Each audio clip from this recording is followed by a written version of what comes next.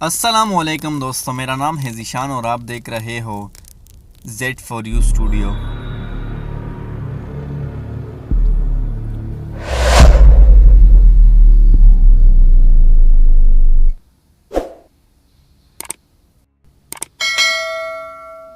مکہ مکرمہ، جس کا پورا نام مکۃ المکرمہ ہے، یہ شہر اسلام کا مقدس ترین شہر ہے کیونکہ روئے زمین پر مقدس ترین مقامات بیت اللہ ہے اور تمام باحثیات مسلمانوں پر زندگی میں کم از کم ایک مرتبہ یہاں حج کرنا فرض ہے۔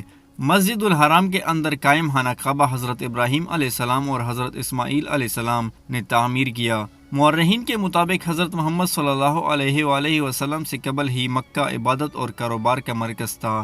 مورخین کا کہنا ہے کہ مکہ جنوبی عرب سے شمال میں رومی اور بازنطینی سلطنتوں کے لیے زمینی راستے پر تھا اور ہندوستان کے مسالہ جات بحیر عرب اور بحیر ہند کے راستے سے یہاں سے گزرتے تھے۔ بیت اللہ کی تعمیری تاریخ عہد ابراہیم اور حضرت اسماعیل علیہ السلام سے تعلق رکھتی ہے اور اسی شہر میں ہمارے آخری نبی محمد صلی اللہ علیہ وآلہ وسلم پیدا ہوئے اور اسی شہر میں نبی صلی اللہ علیہ وسلم پر وحی کی ابتدا ہوئی۔ یہی وہ شہر ہے جس سے اسلام کا نور پھیلا اور یہاں پہ مسجد الحرام واقع ہے جو لوگوں کی عبادت کے لیے بنائی گئی، جیسا کہ اللہ تعالیٰ کا فرمان ہے۔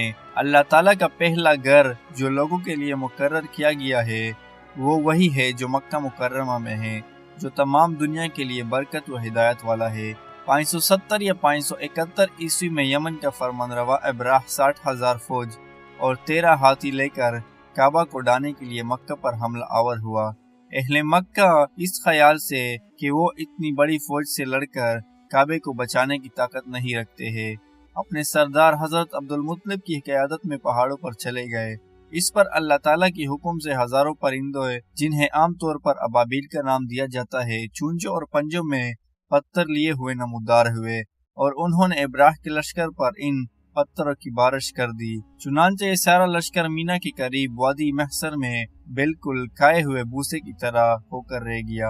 تو اس طرح یہ مکمل لشکر اللہ تعالیٰ کے حکم سے تباہ و برباد ہو گیا۔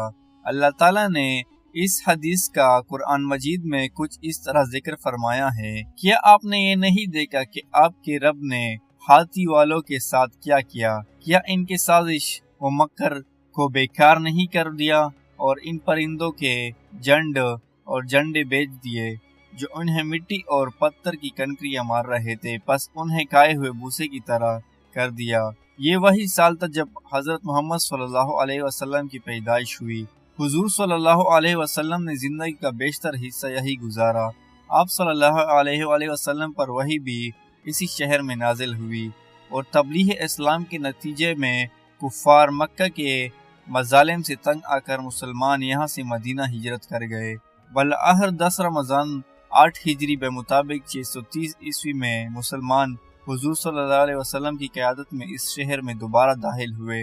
مدینہ ہجرت کر کے جانے کے بعد رسول اللہ صلی اللہ علیہ وسلم کی قیادت میں مسلمانوں کی دوبارہ اس شہر مکہ میں آمد کو فتح مکہ کے نام سے بھی یاد کیا جاتا ہے۔ اس موقع پر حضرت محمد صلی اللہ علیہ وسلم نے تمام اہلیان شہر کے لیے عام معافی کا اعلان کیا۔ خلافت اسلامیہ کے عروج پر پہنچنے کے بعد مکہ مکرمہ مسلم دنیا کے معروف علماء کرام اور دانشوروں کا مسکن بن گیا جو کعبہ سے زیادہ قریب رہنا چاہتے تھے۔ اس زمانے میں سفر حج کے مشکلات اور احراجات کے باعث حجاج کرام کی تعداد اتنی زیادہ نہیں تھی جتنی آج کل ہے۔ 18ویں اور 19ویں صدی کے نقشہ جات اور تصاویر سے ظاہر ہوتا ہے کہ یہ ایک چھوٹا سا شہر تھا جس میں مسجد الحرام کے گرد ایک شہر قائم تھا۔ مکہ کبھی بھی ملت اسلامیہ کا دارالخلافہ نہیں رہا۔ اسلام کا پہلا دارالخلافہ مدینہ تھا جو مکہ سے 250 میل دوری پر واقع ہے۔ خلافت راشدہ کے زمانے میں بھی مدینہ ہی دارالخلافہ رہا اور پھر حضرت محمد صلی اللہ علیہ وآلہ وسلم کے زمانے میں پہلے کوف اور اس کے خاتمے کے بعد مشرق اور بعد ازاں بغداد منتقل ہو گیا۔ مکہ مکرمہ صدیوں تک ہاشمی شرفہ کی گورنری میں رہا جو اس حکمران کے تابع ہوتے تھے جو خود کو خادم الحرمین شریفین کہلاتا تھا۔ 1926 عیسوی میں سعودیوں نے شریف مکہ کی حکومت ختم کر کے مکہ کو سعودی عرب میں شامل کر لیا۔ جدید زمانے میں حاجیوں کی روز بروز بڑھتی ہوئی تعداد کے باعث شہر تیزی سے وسعت اختیار کرتا جا رہا ہے اور شہر کی اکثر قدیم عمارت ختم ہو چکی ہے، جن کی جگہ بلند و بالا عمارت، شاپنگ مالز، شاہراہیں اور سرنگیں تعمیر کی گئی ہے۔ مکہ شہر کی آبادی 2004 عیسوی کے مطابق 12,94,167 ہے۔ مکہ جدہ سے 73 کلومیٹر دور وادی فران میں سطح سمندر سے 277 میٹر بلند پر واقع ہے۔ یہ بحیر احمر سے 80 کلومیٹر کے فاصلے پر ہے۔ مسلمانوں کے لیے بیت اللہ کا حج کرنا اسلام کے 5 بنیادی اراکین میں سے ایک ہے۔ حالیہ سالوں میں ماہ ذوالحج میں 20 سے 30 لاکھ مسلمان ہر سال حج بیت اللہ کے لیے مکہ مکرمہ تشریف لاتے ہیں۔ اس کے علاوہ ازا لاکھوں مسلمان عمرے کی سعادت حاصل کرنے کے لیے بھی سال بھر مکہ آتے ہیں۔ شہر مکہ میں بنیادی خصوصیت بیت اللہ کو حاصل ہے، جو مسجد الحرام میں واقع ہے۔ حج و عمرہ کرنے والے زائرین اس کے گرد طواف کرتے ہیں، حجر اسود کو بوس دیتے ہیں اور زمزم کے کنویں سے پانی پیتے ہیں۔ اس کے علاوہ صفا اور مروہ کی پہاڑوں کے درمیان سعی اور مینا اور شیطان کو کنکریاں مارنے کے عمل بھی کیا جاتا ہے۔ حج کے دوران میدان عرفات میں بھی قیام کیا جاتا ہے۔ مسلمانوں کے لیے مکہ بے پناہ اہمیت کا حامل ہے اور دنیا بھر کے مسلمان دن میں 5 مرتبہ اس کی جانب روح کر کے نماز ادا کرتے ہیں۔ غیر مسلمانوں کو مکہ میں داخل ہونے کی اجازت نہیں اور شہر کی جانب آنے والے شاہراہوں پر انتباہی بورڈ نصب ہے جن مقامات سے غیر مسلمانوں کو آگے جانے کی اجازت نہیں، وہ حدود حرم کہلاتی ہے۔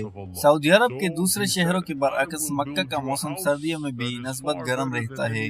سردیوں میں رات کا درجہ حرارت 17 سینٹی گریڈ اور دوپہر کے وقت 25 سینٹی گریڈ تک رہتا ہے۔ گرمیوں میں یہاں شدید گرمی پڑتی ہے اور دوپہر کو درجہ حرارت عام طور پر 40 سینٹی گریڈ سے اوپر چلا جاتا ہے، جبکہ رات کو بھی 30 درجے تک رہتا ہے۔ نومبر سے جنوری کے درمیان عموماً ہلکی بارشیں ہوتی ہے۔ تو یہ تھی مکہ شہر کی فل معلومات کی ویڈیو۔ ایسی ہی ویڈیو دیکھنے کے لیے ہمارے Z4U چینل کو سبسکرائب کریں تاکہ ہر آنے والی ویڈیو آپ تک پہنچتی رہے۔